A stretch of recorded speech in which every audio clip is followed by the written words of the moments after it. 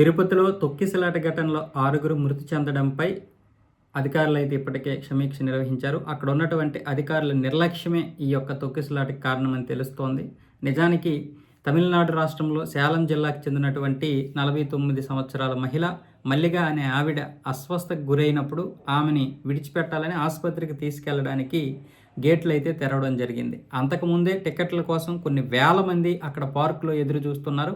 అయితే టిక్కెట్లు ఇవ్వడానికి గేట్లు తీశారేమో అనుకొని అక్కడ ఉన్నటువంటి భక్తులందరూ కూడా ఒక్కసారిగా తోసుకురావడంతో ఈ తోపులాట అయితే జరిగింది. ఈ అస్వస్థకు గురైనటువంటి మహిళతో పాటు మరో 5 ఈ తొక్కిసలాట్లో చనిపోవడం జరిగింది. అందులో విశాఖపట్నానికి చెందినటువంటి వారే 3, కర్ణాటకకు చెందినటువంటి వారు ఒకరు కూడా ఉన్నారు. మొత్తానికి ఈ తొక్కిసలాట ఘటనకి ఈ గేట్లు ఎందుకు ఓపెన్ చేస్తున్నాం అనేది అధికారులు, అలాగే అక్కడ ఉన్నటువంటి ఉద్యోగస్తులు, అక్కడ ఉన్నటువంటి ఎదురుగా ఉన్నటువంటి పార్కులో ఎదురు చూస్తున్నటువంటి భక్తులకి చెప్పలేకపోయారు.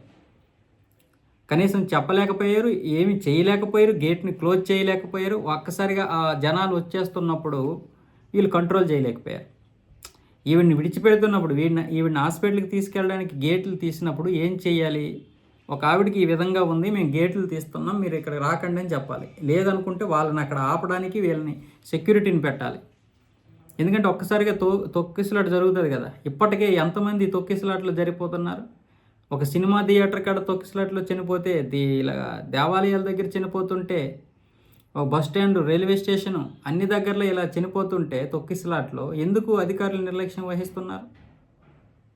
ఆ మాత్రం బుద్ధి ఉండదా? ఆ మాత్రం జ్ఞానం ఉండదా? ప్రజల ప్రాణాలంటే లెక్కలేదా? పుష్కరాల్లో 23 మంది చనిపోయారు. తిరుపతిలో అలిపిరి మెట్లు ఎక్కుతూ ఒక పాప చనిపోయింది.